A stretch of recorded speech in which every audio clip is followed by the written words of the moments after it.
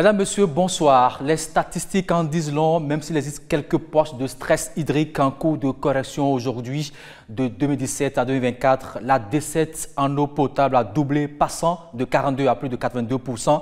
Le Bénin, c'est aussi une terre bourrée de ressources minières, le pétrole, l'or, les pierres précieuses, pour ne citer que ces quelques exemples. Que faisons-nous de tout ceci? La réponse sera donnée dans un instant par le ministre en charge de l'eau et des mines.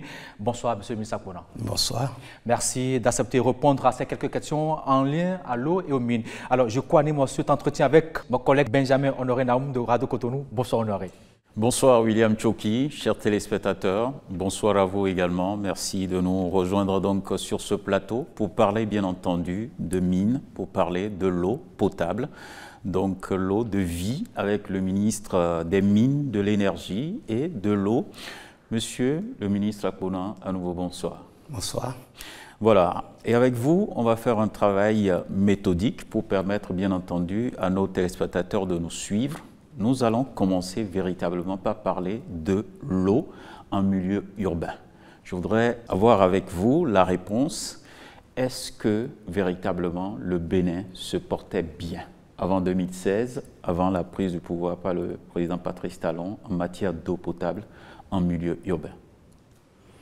Je vous remercie de l'opportunité que vous me donnez de parler de ce secteur vital pour l'homme d'abord, en tant qu'être humain, qui a besoin de l'eau pour vivre, et aussi pour tout ce qu'il y a comme industrie et qui ne peut fonctionner sans l'eau. Et de ce secteur, globalement, ce qu'on peut retenir, en 2016, avant l'avènement au pouvoir du président Patrice Talon, c'est que nous avons, au niveau urbain, un taux de desserte de 50%. Et des ouvrages d'adduction caractérisés par une vétusté très avancée qui fait qu'il était vraiment difficile de continuer par donner de l'eau potable à nos populations. En termes de chiffres, si on peut s'exprimer ainsi, combien d'abonnés étaient servis donc, avant 2016? 100 000 ont été desservis en milieu urbain. En termes d'abonnés, par la société en charge de la distribution de l'eau, en même temps de la production et de la distribution de l'eau en milieu urbain, la SONEB. Okay. Donc, arrivait quand même à alimenter plus de 100 000 abonnés. Plus de 100 000 abonnés. D'accord. C'était la situation. C'était la situation en 2016. En 2016. Alors, à l'arrivée du président Patrice Talon, quelles ont été les grandes actions menées pour corriger cet état de choses? Vous savez que le président Patrice Talon est venu au pouvoir avec un programme d'action de gouvernement basé sur les réformes. Et quand on parle de réformes, c'est forcément pour apporter des corrections à ce qui ne va pas. Et la décision de réformer la SONEB, principale société qui fournit de l'eau, tant au milieu urbain que rural à l'époque, a été prise par le gouvernement pour que cette réforme puisse permettre d'augmenter le taux de desserte en milieu urbain. Où en sommes-nous? La réforme, la restructuration de la SONEB consiste, non pas encore, consiste à sa scission. La scission, c'est une opération qui consiste à scinder en deux ou plusieurs parties les activités de la société pour créer d'autres sociétés qui vont se recentrer sur des corps de métier. Donc la SONEB est une entreprise qui faisait tout. Mais aujourd'hui, elle a été scindée en deux avec la création de la SOBI, qui s'occupe de tout ce qui est infrastructure de l'eau, et une autre société qui portera la deuxième partie de l'activité de la SONEB, qui est la distribution de l'eau, c'est-à-dire l'exploitation tant en milieu urbain qu'en milieu rural. Et autre activité qui s'est ajoutée est liée à la responsabilité dont ce gouvernement fait preuve dans la manière de conduire l'action publique, c'est la maintenance des ouvrages qui seront modernisés pour pouvoir faire face, n'est-ce pas, à la continuité dans la fourniture de l'eau potable à nos populations. Donc c'est cette stratégie-là qui est menée aujourd'hui. Exactement. Dans la réforme proposée par le gouvernement en matière de distribution de l'eau. Alors, depuis que Le président Patrice Talon, avec son équipe, travaille bien entendu sur ce domaine-là, en termes de fourniture d'eau en milieu urbain. Alors, quels sont les résultats aujourd'hui que vous pouvez présenter à l'opinion publique? Alors, 2 résultats essentiels. Le taux de décès aujourd'hui est passé de 50 à 75% en milieu urbain. Et les abonnés sont passés de 2016 à 2024. Déjà, 114 000 nouveaux abonnés ont été constatés. Et puis, les ouvrages d'eau qui étaient vétustes, je l'ai dit, ont connu un début de réhabilitation, de modernisation pour pouvoir permettre de donner de l'eau à nos populations. En milieu urbain, on peut dire qu'il y a une bonne maîtrise de la chose. Cette société qui est issue de la scission de la SONEB, la SOBI, entendez Société béninoise d'infrastructures d'eau, est une société qui portera cette modernisation au niveau des infrastructures. Voilà un peu ce que je peux dire. Cette société étant créée, le conseil d'administration est déjà mis en place. Et ce conseil d'administration, aussitôt après son installation, va procéder à la nomination du directeur général. Ce qui va suivre, ce sont les outils de gestion, le système d'information dans sa globalité, le système d'information comptable et financière. Toutes les dispositions sont déjà prises. Le gouvernement a déjà autorisé la contractualisation avec un cabinet spécialisé qui peut accompagner à l'opérationnalisation définitive de cette entité nouvelle qui est créée. Alors, parlant bien sûr des actions menées pour fournir de l'eau potable en milieu urbain, j'aurais voulu qu'on aille peut-être aller dans certaines communes pour nous montrer un peu qu'est-ce qui est fait de façon concrète pour permettre à ce que la population ait de l'eau potable facilement. Parce que là, vous donnez des exemples, mais on ne sent pas encore que voilà, il y a des actions concrètes qui sont menées. Est-ce que vous pouvez aller plus en détail pour nous, monsieur le ministre? Oui, beaucoup de travaux sont effectués déjà en milieu urbain et en mettant en place de toute urgence les projets d'approvisionnement en eau potable. Okay. À Savalou, par exemple, à partir de l'eau souterraine. Il y a eu le projet de renforcement des systèmes d'approvisionnement en eau potable des villes du plateau d'Abomey, dans le Zou, Abomey, Boycon, Sokotomé, Zakuta, Tchicha, Kmaïzoun, etc., etc. Il y a le même projet au niveau des villes de Tassa, de Savet, de Glazoué et environ. Vous savez que dans les collines, on disait que c'est la cité des bidons jaunes. Mais c'est vrai, pour caractériser, bien entendu, ouais. Pour caractériser la gravité en déficit d'eau potable dans cette région. Parce que, comme on le dit, Saint Thomas, tous ceux qui ne croient pas à la providence ont pensé qu'on ne peut jamais avoir de l'eau dans ces localités à cause de la qualité du sous-sol. Mais on a eu un bon samaritain qui a dit qu'il faut le faire et montrer pour ceux qui ne croient pas, pour que les aveugles voient et que les sourds entendent, qu'il est désormais possible que le désert, du désert peut jaillir de l'eau potable et de l'eau de vie.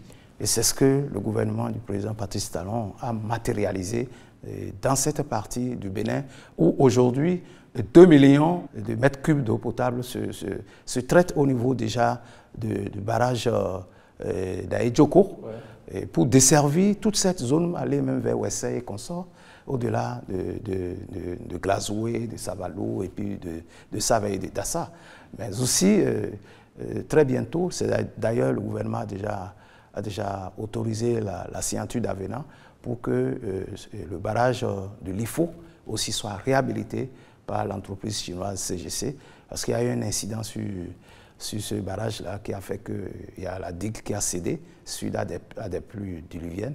Et donc il faut reprendre et réhabiliter ce barrage.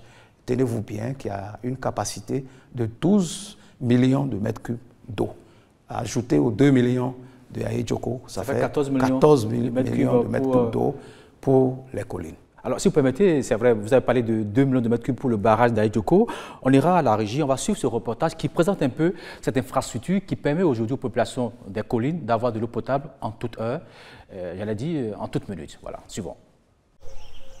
C'est un paysage, carte postale. Une des rares zones humides du département des collines. Elle est rythmée par d'innombrables chants d'oiseaux. Nous sommes sur l'un des bras du fleuve Ouémé. Et c'est ici qu'est déposée cette station de pompage d'eau de surface pour alimenter les villes de Dassa, Savé et Glazoué. Soyez les bienvenus. Ouais. Ici, nous sommes sur le site de la station de pompage numéro 1. C'est la source qui alimente actuellement les 3 villes. Une solution trouvée pour faire face efficacement à la sécheresse hydrique, due en grande partie à la zone hydrogéologiquement difficile de cette partie du Bénin.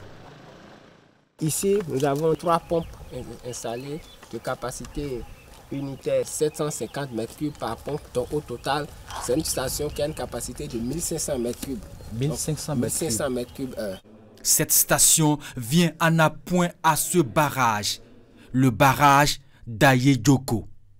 Il a une capacité de 2 millions de mètres cubes, de quoi couvrir les besoins sur une longue durée. Même si la population actuelle venait à être multipliée par 10. Malgré la période d'étiage que nous traversons, vous voyez, on a un volume important d'eau dans le barrage. Et c'est ce volume d'eau qui est dans le barrage qui dessert actuellement les 3 villes, à savoir Savé, Dassa et Glazoué, à travers la station de pompage SP2 que nous venons de visiter. Le barrage vient de traverser sa 4e saison et elle se comporte très bien. Toute l'eau tirée de ce bras du fleuve Ouémé et du barrage d'Ayedjoko est gérée ici. La station de Gobé, le cœur du dispositif de traitement d'eau refoulée après vers Savé, Dassa et Glazoué. L'eau qui est pompée de la station de pompage de SP2 de Ayedjoko, qu'on a vu tout à l'heure, l'eau là vient ici et se répartit sur 2 lignes. Chaque ligne a une capacité de traitement de 750 m3. Un dispositif ultra moderne de dernière génération. Des bassins de décantation, de floculation, coagulation, chloration et filtration. Toute une filière de traitement d'eau potable. Actuellement, le réservoir de Dio est rempli à 87%. Ici, c'est l'eau traitée. L'écran qui nous permet de nous renseigner sur la turbidité, le pH et le chlore résiduel de l'eau traitée au niveau de la ligne 1. Et de l'autre côté, c'est la ligne 2. Tout ce que nous avons vu, nous avons le schéma en miniature ici. En bas, ici, nous avons la SP1, la station de pompage numéro 1, où vous avez les 3 pompes qui sont là. Dans les maisons, la satisfaction se lit sur les visages. On pousse un ouf de soulagement. Maintenant, ça va. Ça va. Le liquide source de vie est disponible en toute heure et le débit au robinet en dit long. Ça sort vraiment. Donc maintenant, le coup là, à gogo. Les stations de pompage et de stockage jonchent ces différentes localités, autrefois en manque cruel. La zone de socle sort enfin de sa sécheresse hydrique. Il y a encore plus grand qui vient, le barrage Lifo, avec ses 12 millions de mètres cubes de capacité. L'infrastructure sort déjà de terre. Voilà, on revient donc au plateau après ce reportage terrain qui montre véritablement, Monsieur le Ministre, le travail qui est exécuté dans le centre de notre pays. Vous avez parlé de Boïkan, Abomey, Zogodomé, Zakpouta, Gbanizou, Djidja, Glazoué, Dassa et autres. Mais j'ai bien envie de vous demander, mais le Bénin ne se limite pas au centre. Qu'est-ce qui a été donc pensé pour le septentrion par exemple et même le sud du pays? Ou bien rien n'est prévu? Ok, si. Vous savez, l'attention se concentre sur le centre et à cause de la gravité de la situation. Et puis, personne ne pouvait croire qu'il était possible d'approvisionner cette région en eau potable. Donc, c'est le miracle qui a eu lieu. Et surtout, vous voyez, les infrastructures que vous venez de voir avec moi ont une capacité tellement énorme. On a parlé de 14 millions de mètres cubes d'eau. C'est une capacité qui peut servir pendant les 20 et 50 années, les 30, 20, 30, 50 années à venir. La population, quelle que soit l'extension de la population, la croissance, etc. etc. Donc c'est vraiment des investissements très structurants qui vont régler définitivement les questions d'eau potable au niveau de ces régions. Et oui, il y en a aussi partout, c'est partout sur l'ensemble du territoire national.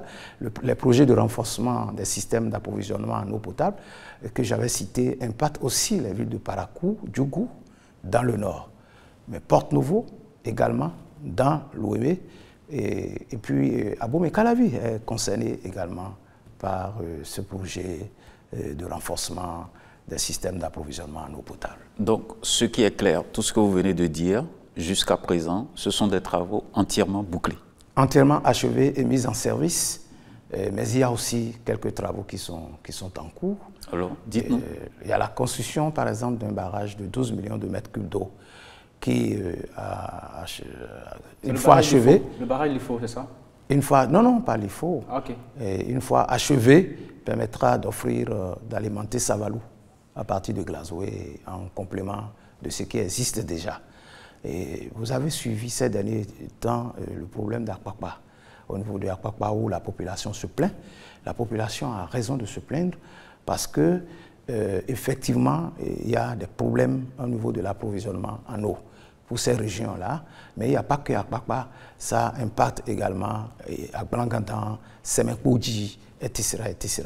Et face à ça, le gouvernement a très rapidement mis en place un projet d'urgence pour approvisionner de l'eau potable pour ces régions-là. Je suis allé personnellement sur ce chantier parce que c'est un chantier qui tient véritablement à cœur au chef de l'État et à son gouvernement. J'ai déjà fait 2 visites là-bas et je peux vous assurer que les travaux qui étaient prévus pour finir en septembre, j'ai demandé que les équipes soient redoublées et que les gens travaillent de jour comme de nuit pour que d'ici fin juin, nous puissions avoir fini avec ces infrastructures et donner de l'eau à nos populations. Une eau qui est allée, qui est pompée depuis Adjara. Monsieur le ministre, si vous permettez, comme vous parlez de Akpakpa, vous n'êtes pas le seul d'ailleurs à aller sur le terrain pour constater réellement le terrain à Akpakpa. C'est un sujet préoccupant pour les populations. William Choki a été donc également sur le terrain pour voir ce qui se fait, pour recueillir également l'avis des populations. Nous allons suivre ce reportage et vous reviendrez au plateau pour nous dire vraiment le reste des travaux exécutés, pour donc jouer avec la méthode et faciliter la compréhension à nos téléspectateurs. On regarde. Commune d'Adjara, dans le département de l'Ouémé. Une bonne partie de la chaussée menant de cette cité des tambours à la ville capitale est obstruée par les travaux d'installation des conduites d'eau. C'est justement ici que se trouvent les champs de captage d'eau potable pour alimenter tout Cotonou-Est et Blangantan dans la commune de Semekoudji. Les techniciens sont à pied d'œuvre avec cet agencement des pièces hydrauliques. Le manifold est monté, il est connecté à ce puits de forage. À l'intérieur, d'autres équipements de refoulement du liquide précieux. Ce manifold, en fait, c'est le canal par lequel transite la charge, c'est-à-dire l'eau qui est dans le puits parce qu'on a déjà immergé la pompe. Donc la pompe, dès que la pompe est actionnée, il y a un retour d'eau qui vient et c'est par ce canal l'eau sort pour aller rejoindre la collectrice principale qui va maintenant faire la collecte d'eau pour aller vers l'usine de traitement d'eau. La mesure d'urgence pour le renforcement en eau potable de la zone d'Akpakpa à partir des champs de captage d'Adjara est dans sa phase active. Une production complémentaire de 1000 m3/h. Et pour alimenter la desserte en eau potable, ces poses de conduite de refoulement sur 22 km en terre ferme et près de 2 km en eau profonde sous la lagune de Porte-Nouveau. Un travail titanesque. Il a mobilisé une forte équipe de plongeurs pour la pose des lestes, ces blocs de béton pour maintenir les conduites sous l'eau. on fait des travaux de jour comme de nuit pour essayer d'atteindre les objectifs qui nous ont été assignés. C'est de fournir le plus rapidement de l'eau, le plus rapidement possible de l'eau aux populations de la zone d'Akwakwa essentiellement. Ici, nous sommes à Semekpoji, sur le site de la nouvelle usine de traitement d'eau venant des champs de captage d'Adjara. Un tour de dégazage, un réservoir d'eau semi-enterré de 1000 m3, un bâtiment de pompage. L'autre dispositif ultramoderne en construction pour assurer la qualité d'eau à servir aux populations. C'est l'eau brute qui a été captée des forages qu'on a vu précédemment de là-bas. Ça passe par la canalisation, environ 22 km de canalisation, pour arriver ici à l'usine pour subir un traitement. Donc une fois à l'usine, ça passe d'abord par un réservoir surélevé, le château de 100 m3 qui est en cours de réalisation juste derrière moi.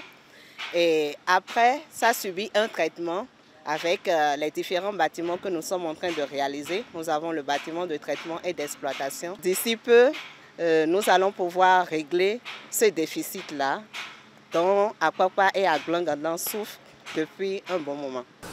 Une assurance donnée aux populations d'Akwakwa, d'Aglangadan et environ. Elles végétaient depuis un bout de temps dans une sécheresse hydrique. La fin des travaux prévus pour le mois de juillet 2025 pourrait être aussi la fin de les calvaires.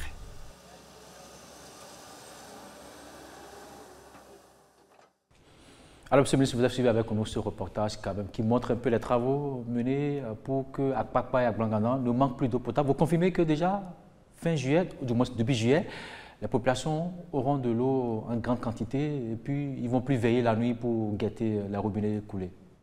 Je le confirme avec assurance que les travaux vont effectivement finir à fin juin pour qu'à partir du mois de juillet, et comme vous venez de le dire, que ce soit la fin du calvaire pour ces populations-là.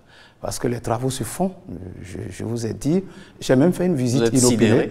Oui, avec beaucoup de fierté que je parle, et beaucoup d'émotion d'ailleurs, parce qu'un gouvernement qui est attaché à l'amélioration continue des conditions de vie des populations, on peut être fier d'appartenir à un tel gouvernement et que désormais on ne théorise plus le développement à travers que des chiffres, mais il y a des actes palpables, concrets et qui se posent. Ce programme, par exemple, est un programme d'urgence que le gouvernement a mis en place pour répondre aux cris de cœur des populations qui ont vraiment besoin de l'eau potable dans cette région.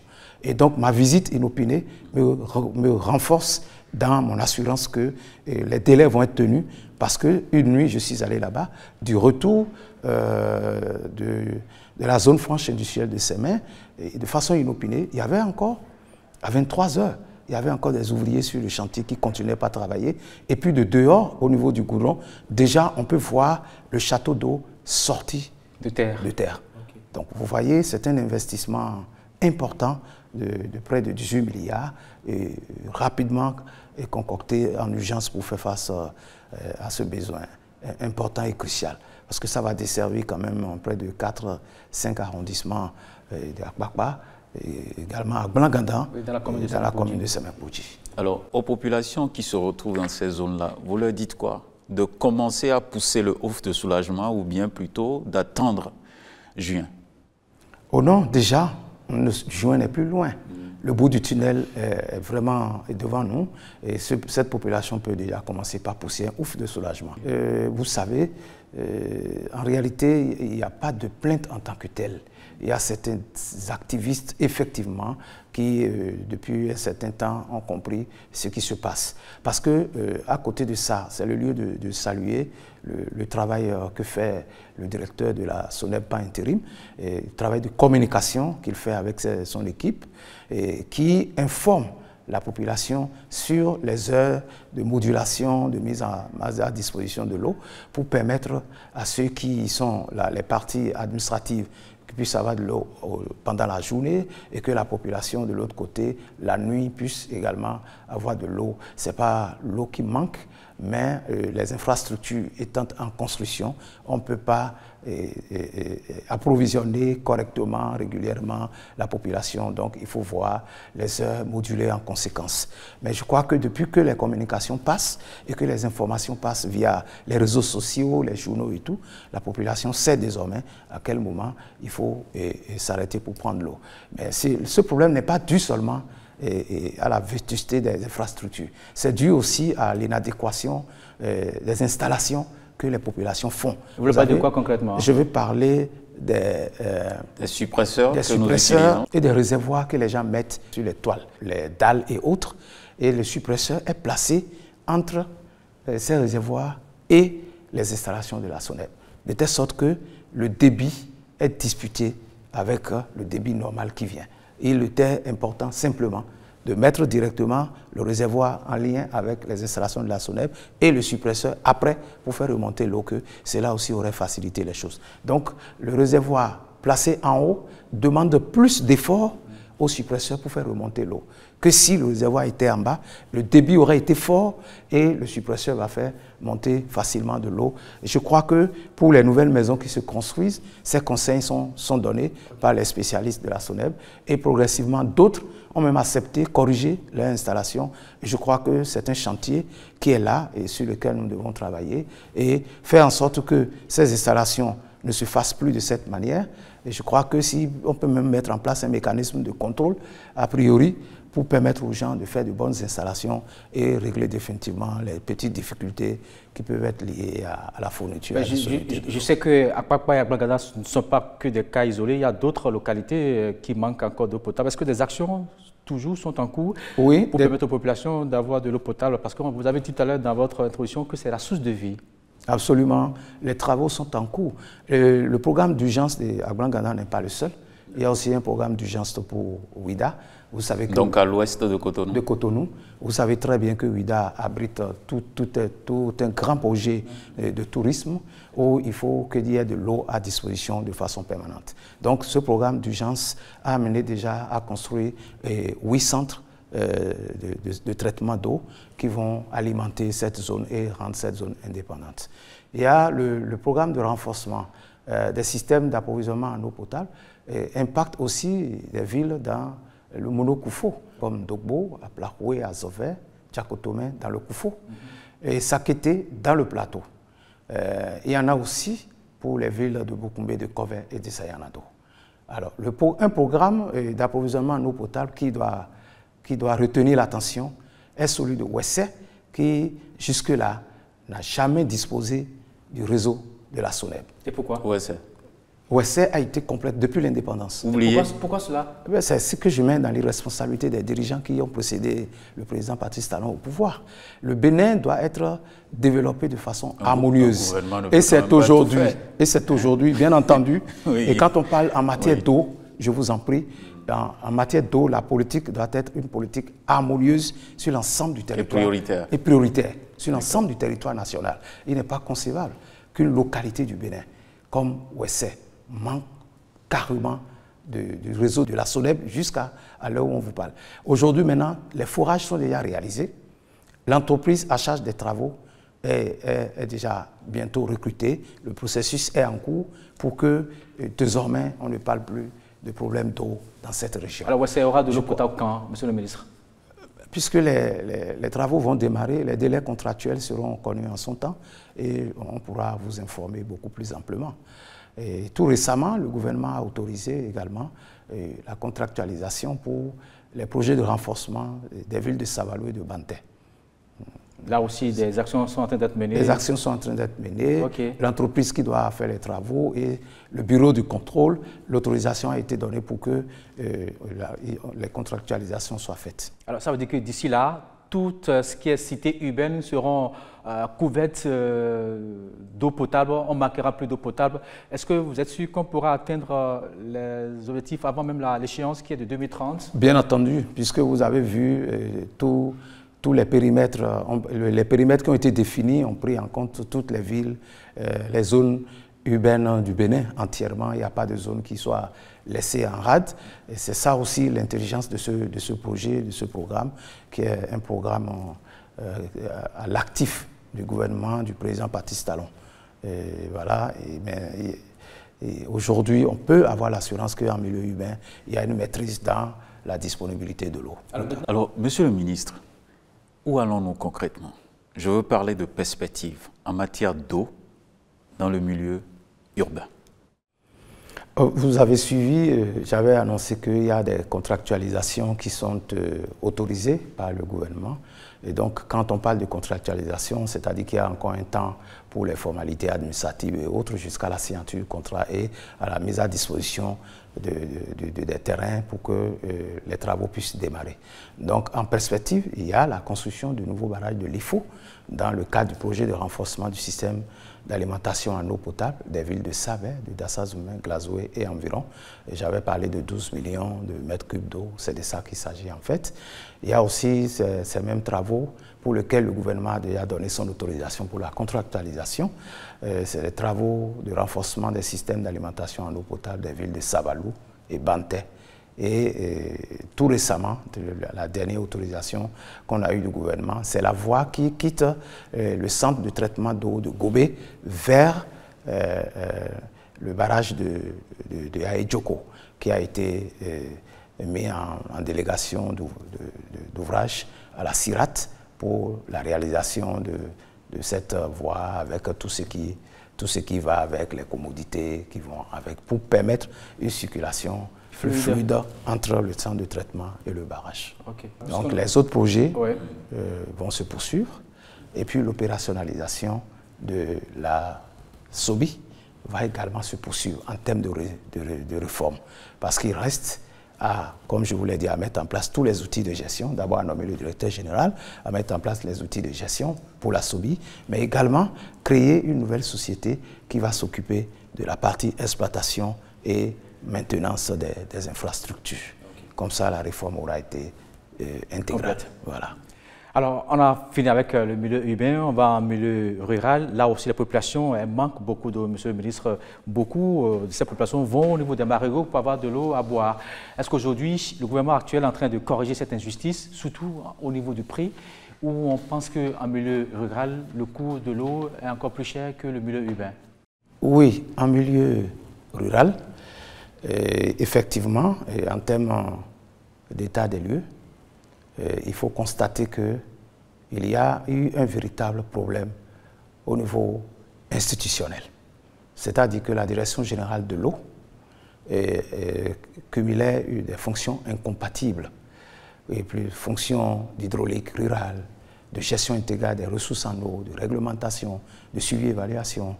Et ça dit que c'est une structure qui était en même temps au niveau de la stratégie et en même temps cumulée avec l'opérationnel.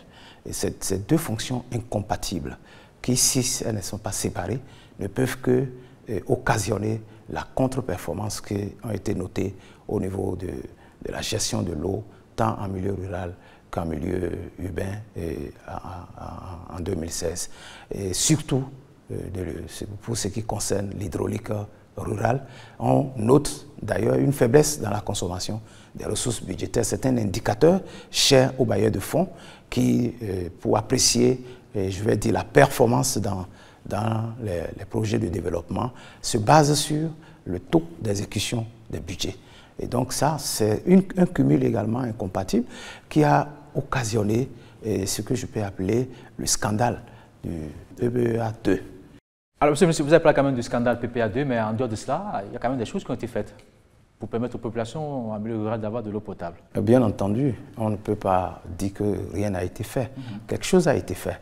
On peut retenir en 2016 que le taux de décès en eau potable atteint à peine 42% sur le plan national, avec juste 300 villages impactés depuis l'indépendance.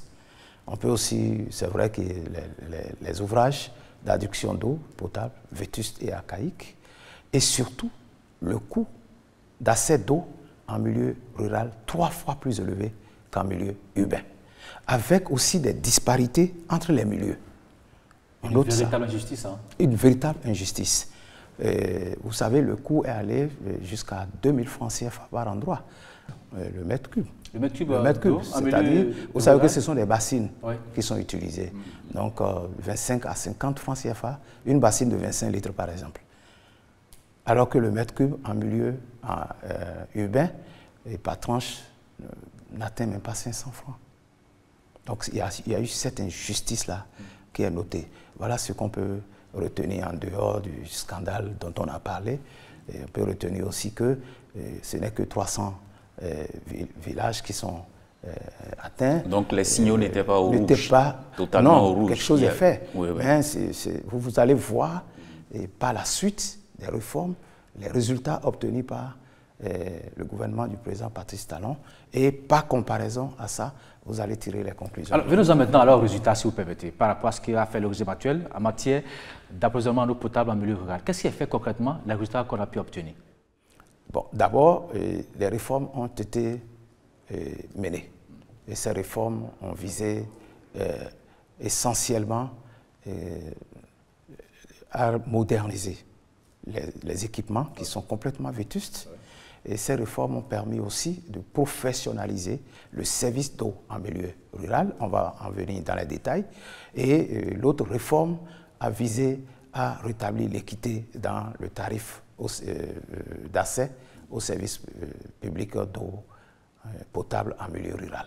C'est ainsi qu'en 2025, on peut noter que le taux de décès est passé à 82%. C'était à 42%, je vous le rappelle. Et puis, comme autre résultat, c'est l'adoption des systèmes d'approvisionnement en eau potable multivillages.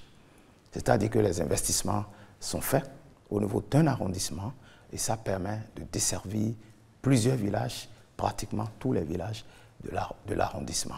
C'est une réforme importante et qui a permis d'obtenir des résultats qu'on va voir tout à l'heure.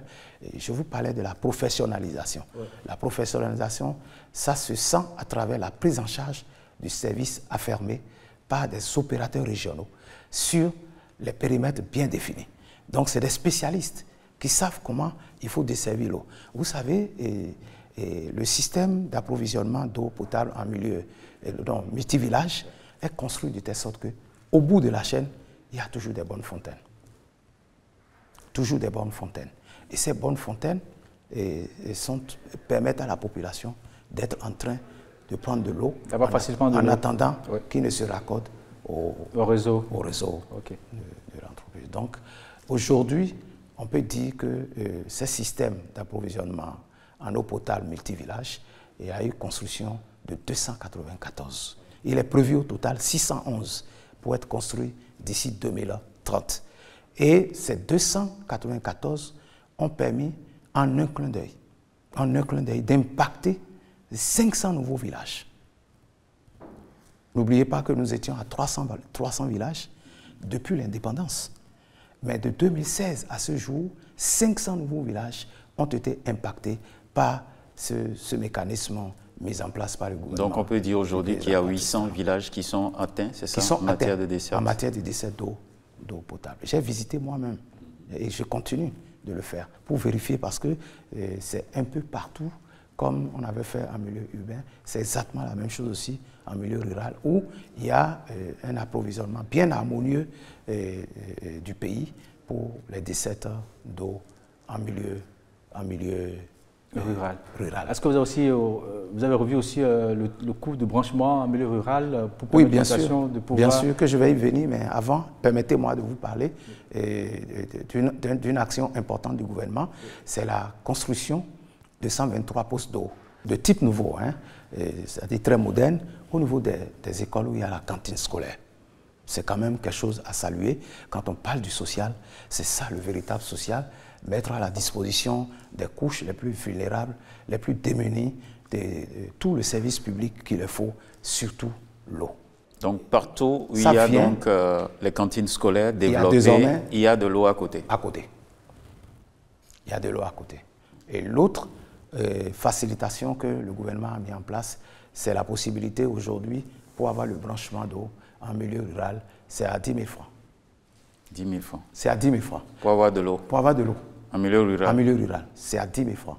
Et alors que même l'équipement qui est utilisé pour le branchement, quand on l'évalue, c'est un peu moins de 100 000, 80 à 90 000 francs, et que l'État béninois débourse sous forme de subvention pour mettre ces équipements à la disposition. Là, et la population. Vous vendez le hautement social du gouvernement, c'est ça? Non, c'est du concret.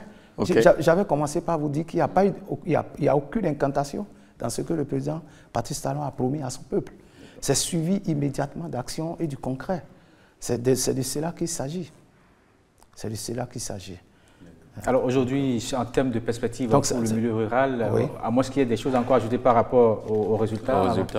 Oui, bien sûr, je voulais juste ajouter que le coût de l'eau aujourd'hui, pour avoir accès, et en termes de mètres cubes, il y a une réduction de près de 70%. Aujourd'hui, c'est à combien?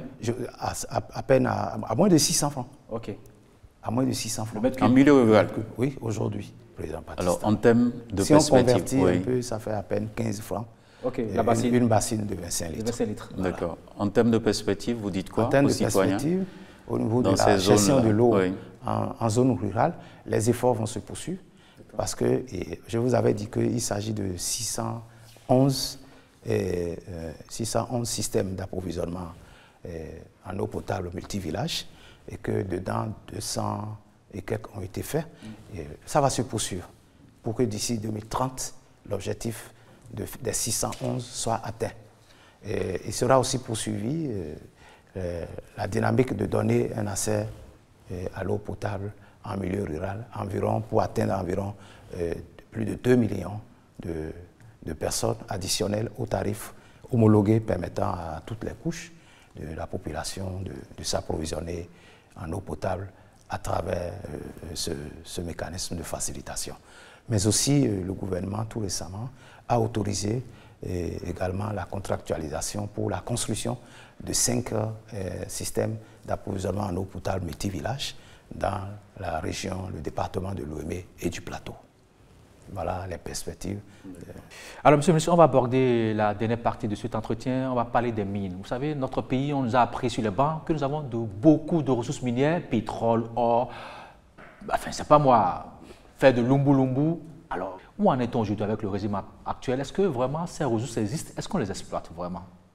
En 2016, c'est comme je l'avais dit tantôt, il y a une existence totale de cadres législatifs et réglementaires du sous-secteur pétrolier et seulement 366 stations-service étaient disponibles, dont un nombre important n'était plus fonctionnel. Vous êtes tous d'accord avec moi que dans le temps, c'était vraiment la Sonacop qui prédominait avec des stations complètement en panne, beaucoup qui sont en panne. Donc c'est cela au niveau du secteur pétrolier. Et cela nous a amené à faire des réformes. Aujourd'hui, on a beaucoup de stations. Oui, on en a beaucoup plus, mais cela est dû d'abord aux réformes.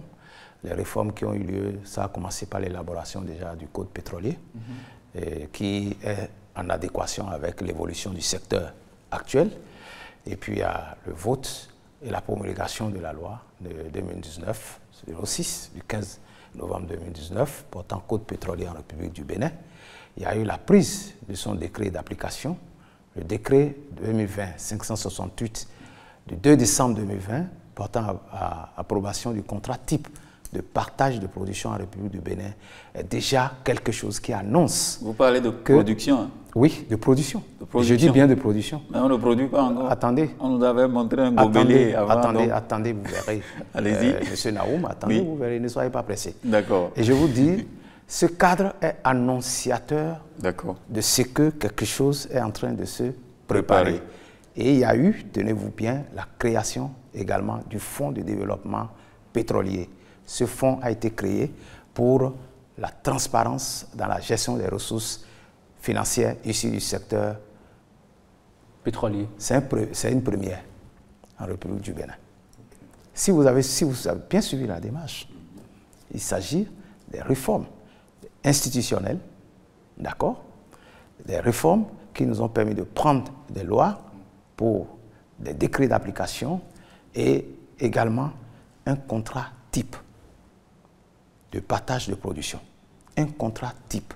C'est-à-dire que tout est prévu au plan juridique, tout est cadré pour que si on commence l'exploitation de nos réserves, qu'on n'aille pas dans tous les sens. Vous utilisez des mots qui captent mon attention, monsieur le ministre. Et surtout, là, le fonds de développement également qui est créé pour assainir la gestion financière. C'est la volonté d'un gouvernement qui est méthodique. Mais c'est bien tout ce que vous dites là, monsieur le ministre. Est-ce que le pétrole existe chez nous ici? Je vous confirme que nous avons du pétrole dans notre sous-sol et les découpages qui ont eu lieu des blocs du bassin sédimentaire du sud à partir d'Alada jusqu'à l'océan pour augmenter l'attractivité des blocs en eau profonde, le confirme avec l'introduction d'ailleurs du bassin de Kandi, de sorte que nous avons aujourd'hui 11 blocs pétroliers, dont 3 en terre ferme, on dit onshore, et 8 en eau profonde, on peut dire les blocs offshore. Okay. Donc, en 2023, il y a eu la preuve que ça existe, un contrat de partage de production sur le bloc 1. C'est le bloc, comme il y a eu toujours des scandales dans le passé, dans ce secteur-là aussi il y en a eu. Le bloc 1, précédemment exploité à Semek-Bodji par Saga Petroleum. Vous savez qu'il y a eu près de 400 milliards engloutis dans cette recherche de pétrole en son temps. Je suis bien placé pour vous le dire, avec des hélicoptères de balade 400, vous qui avez devaient dit servir plutôt... 400 ou 4 ? J'ai dit 400 milliards. 400 milliards, c'est énorme quand même. Engloutis dans le passé, dans cette recherche, pour 0 litre de pétrole dans le passé. Et je le disais aussi que l'essentiel des investissements, finalement, a été mis dans l'achat d'hélicoptères. Et vous savez plus que moi ce à quoi cet hélicoptère a servi au lieu d'être mis à la disposition des équipes qui faisaient les recherches. Okay. Donc, impossible de trouver le pétrole dans le passé. Et il y a eu aussi, en 2025, une autorisation de construction de 128 stations-service dans 50 communes sur les 77 que nous avons. Et ces 10 stations sont déjà fonctionnelles. Voilà. Et donc, il y a aussi le projet Pipeline, que vous connaissez, le projet Pipeline Export. Avec le Niger, voilà, Niger-Bénin, qui procure beaucoup de ressources à l'État béninois. Et donc, voilà les résultats qui fondamentalement, le Bénin va pouvoir donc exploiter son pétrole qui est disponible. Bien entendu. Vous le dites droit devant la caméra. Je regarde droit dans les yeux, le peuple béninois, et il confirme que nous avons des réserves et que le gouvernement en fait une gestion rationnelle dans l'intérêt supérieur de la nation béninoise pour ce qui a des relations avec les partenaires qui sont en période d'exploration actuellement. À ce niveau précis, est-ce que le gouvernement prend les dispositions? Parce que quand on parle de découverte de ressources comme ça, après c'est le Far West, on ne maîtrise plus rien, il y aura tellement d'engouement pour la sécurité des citoyens et autres, et de tout ce qui se fera après. Est-ce que le gouvernement prend des dispositions pour ça? J'avais commencé par vous parler de l'élaboration d'un contrat type de partage, de production. Que tous les acteurs vont respecter. C'est déjà quelque chose d'extraordinaire. Donc au plan juridique, tout est encadré et tout se fera dans l'intérêt de la nation, comme le président Patrice Talon nous a habitués à le faire dans tous les secteurs. Tout ce qu'il fait, il le fait dans l'intérêt supérieur du peuple béninois. Alors, ce sera pareil aussi dans ce domaine pétrolier. Alors on parlera aussi d'une autre ressource minière, c'est bien sûr l'or. L'or, on nous a dit que c'est à Perma, mais on sait que depuis toujours, l'exploitation est faite de façon artisanale. Est-ce qu'aujourd'hui, l'État béninois pense, ne serait-ce à industrialiser cette exploitation pour permettre aux populations de tirer vraiment profit de cette ressource minière? Nous rentrons comme ça de plein pied dans le secteur minier. Donc, si on va en parler, par exemple, en 2016, il n'y a pas connaissance d'une unité de production de pierres ornementales qui soit installée au Bénin. Tout ce qui se faisait de façon artisanale. Alors, quelle est la réforme qui a été menée? C'est une réforme également institutionnelle. Le cadre juridique et réglementaire a été mis en place par la relecture du code minier au fin de l'harmoniser avec ce qui se fait dans l'environnement CEDEAO et UEMOA. Il y a eu aussi l'élaboration des tests d'application de nouveaux projets de code minier en instance de transmission à l'Assemblée nationale, la réduction des formalités au niveau des autorisations d'ouverture, d'exploitation de carrières, l'élaboration du projet du code casier. C'est quand même très important parce qu'aujourd'hui, tout ce que nous faisons en termes d'énergie, en termes d'eau, en termes de mines, sera basé sur le gaz, surtout la production de l'énergie électrique. Et au-delà des paperasses, on a quoi? Dès qu'on a dans fini, le sous-secteur minier, qu'est-ce qu'on a comme avantage? C'est des préalables oui. indispensables. C'est ça. Vous avez dit tout à l'heure, vous avez la crainte que ça ne fuse de partout et qu'il n'y a aucune maîtrise autour de cela. C'est pour qu'il y ait des maîtrises autour de cela qu'il faut mettre en place cette base juridique indispensable à une bonne exploitation, à une exploitation transparente et surtout rentable pour le Bénin. Et on gagne quoi et là, en termes de de 2016 à aujourd'hui, il y a eu des conventions de recherche qui ont été accordées, de recherche d'or, surtout dans la Takora, dans la Libori et dans la Tonga. Et là, dès que ces recherches aboutissent, il y a une autre étape qui suit, c'est l'étape de la convention d'exploitation. Et vous verrez que là-dessus aussi, le Bénin a fait un bon qualitatif devant. Mais avant, je vous parle de quelque chose d'extraordinaire, c'est les pierres ornementales. Est-ce que, monsieur, avant que vous parliez des pierres ornementales, est-ce qu'on a une idée de la quantité d'or que nous avons dans notre sous-sol béninois? Non, je peux vous dire que ce n'est pas systématique. Ce sont des spécialistes qui, au bout des recherches, peuvent savoir. Mais tenez-vous tranquille, c'est une équipe je vais dire, disciplinaire ouais. qui le fait. Et aussi, c'est une équipe pratiquement bipartite. Ce n'est pas que l'exploitant, il va et il déclare à l'État la quantité que... Non, nous avons des spécialistes aussi. L'État aura son regard. L'État béninois a son regard là-dessus. Et au niveau de chaque département, il y a au sein des directions départementales, il y a des spécialistes en énergie, en eau et en mine qui sont là et qui sont l'œil et le regard permanent. Et avec la contribution des autorités politico-administratives, notamment les préfets et les maires qui sont impliqués. Et donc, vous avez compris aujourd'hui que le Béninois a changé de mentalité dans ce sens. Alors, vous voulez parler des pierres précieuses aussi, n'oubliez pas de parler du fait de pierres ornementales. Voilà, je voulais vous parler des pierres, absolument. Ouais. Je voulais vous parler des pierres ornementales, sur lesquelles aujourd'hui, il y a une unité de production, il y a 5 gisements de pierres ornementales qui ont été retenus, pour lesquels il y a une unité de production qui est déjà fonctionnelle, installée. Où? À Glodjibé, sur la zone industrielle. La GDIZ. La GDIZ. Okay. Il y aura une autre pour fabriquer des carreaux de céramique également. Il a démarré déjà avec une première production en 2025. Je voudrais demander, parce que le temps là nous lâche déjà tout doucement, on tend vers la fin de cette émission. Avec vous, je voudrais savoir, en termes de perspective pour le secteur minier, qu'est-ce qu'on peut retenir? On peut retenir que les efforts vont se poursuivre dans tous les cas et pour pouvoir continuer. J'avais dit que c'est 50 communes qui ont été impactées par l'installation des stations. Ça suppose qu'il reste encore 27, on en a 77 au total. Il faut poursuivre les efforts et installer les stations autoriser l'installation des stations dans ces 27 communes qui restent. Et aussi des carrières d'extraction et de pré-traitement de pierres ornementales seront installées.